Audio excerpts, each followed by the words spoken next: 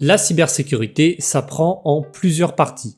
D'abord, tu dois apprendre les bases de l'informatique en apprenant les mathématiques, l'architecture des ordinateurs, comment fonctionnent les réseaux, le web, Linux et la programmation.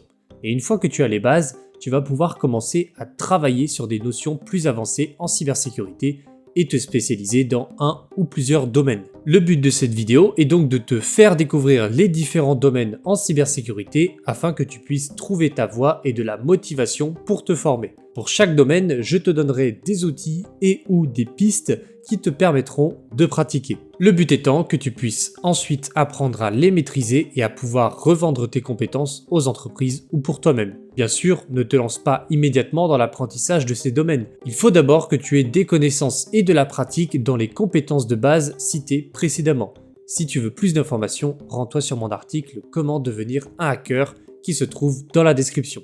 Je te conseille donc de choisir un ou deux domaines maximum qui t'intéressent et de te concentrer uniquement sur eux. Rien ne t'empêche de tout apprendre, mais si tu te lances dans l'apprentissage de tous les domaines en même temps, tu risques de vite te démotiver face à la quantité de travail et tu finiras certainement par abandonner. C'est une erreur que beaucoup de débutants font, je te conseille donc d'éviter de la reproduire. Voyons donc ensemble maintenant les différents domaines en cybersécurité et comment se former dans chacun d'entre eux. Le premier domaine est le web hacking. Le web hacking est la pratique de trouver des failles dans les sites internet. Le web est très vulnérable et les failles les plus répandues comme les injections SQL ou les failles XSS sont parmi les plus exploitées. Cette activité peut donc être très lucrative pour les hackers malveillants.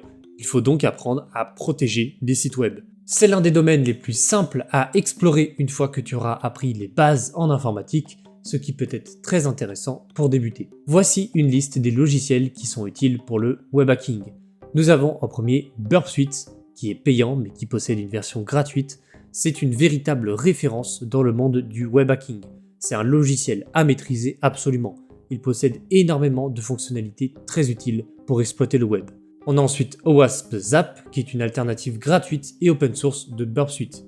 Nous avons ensuite SQL Map, qui permet d'automatiser les injections SQL, une exploitation de failles des bases de données très connu comme je l'ai dit précédemment. Et enfin, nous avons Dearbuster, logiciel très utile permettant de lister les dossiers d'un site web. Donc si tu veux te former sur le web hacking, ce sont ces logiciels qui seront les plus utilisés dans ce domaine.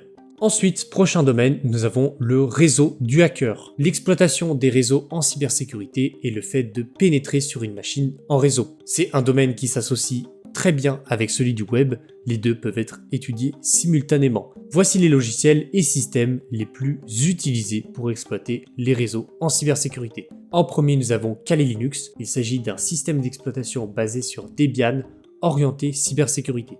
Il regroupe énormément de logiciels permettant de faire des audits et des tests de sécurité. Alors ce n'est pas un logiciel, mais il est très important de savoir l'utiliser et de connaître ses fonctionnalités. Ensuite, nous avons Metasploit, qui est inclus dans Kali Linux. Il s'agit d'un framework fournissant des outils pour exploiter les failles de sécurité. C'est un incontournable, il est à maîtriser obligatoirement. Et enfin, nous avons Nmap, inclus dans Metasploit. Il s'agit d'un scanner de ports.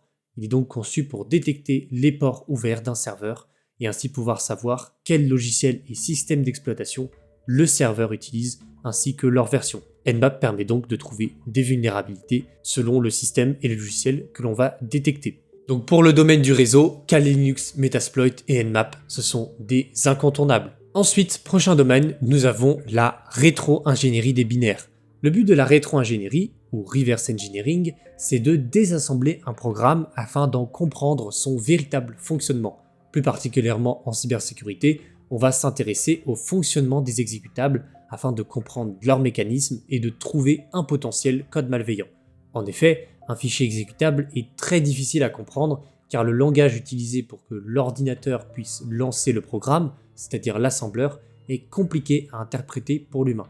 Le but de ce domaine est donc de comprendre le fonctionnement de l'exécutable à partir du code en assembleur. Ce n'est pas un domaine facile, donc si tu es à un niveau débutant en cybersécurité, je ne te conseille pas de commencer par le reverse engineering.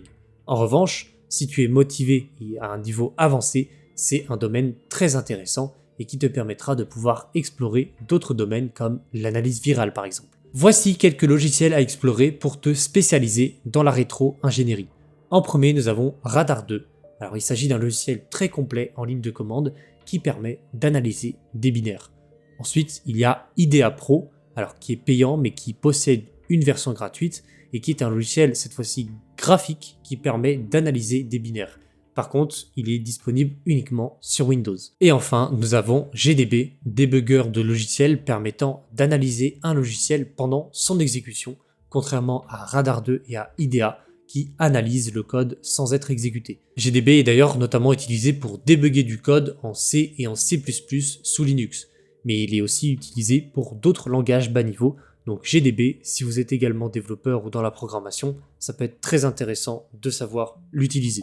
Un prochain domaine en cybersécurité, nous avons l'analyse de malware. L'analyse de malware, comme son nom l'indique, il s'agit d'étudier des malwares et on les étudie notamment grâce aux techniques de rétro-ingénierie des binaires présentées juste avant. Donc si le domaine d'analyse malware t'intéresse, il sera nécessaire de maîtriser le domaine de la rétro-ingénierie des binaires. Tu dois également avoir un bon niveau en programmation ainsi que dans Windows, car c'est sur le système de Microsoft que le virus va le plus souvent fonctionner. Donc il faut que tu saches maîtriser Windows. Pour analyser des virus, bien évidemment, je te conseille quand même de le faire sur une machine virtuelle, car si tu exécutes un virus sur ta propre machine, le résultat peut être catastrophique. Et tu verras que de manière générale, tu seras sûrement amené à utiliser des machines virtuelles, puisque tu devras émuler des anciens systèmes d'exploitation pour voir comment les virus évoluent sur les différentes machines. Pour les logiciels en analyse de malware, c'est pratiquement les mêmes que pour la rétro-ingénierie des binaires, donc je te renvoie sur la liste précédente. Et enfin, dans les domaines en cybersécurité, il y a également le forensic hacking. Le but du forensic est d'analyser toutes les informations possibles, comme les fichiers, les logs, les ordinateurs, les applications, etc., afin d'y trouver des indices. Par exemple, on utilise le forensic pour retrouver la trace des hackers malveillants sur un piratage.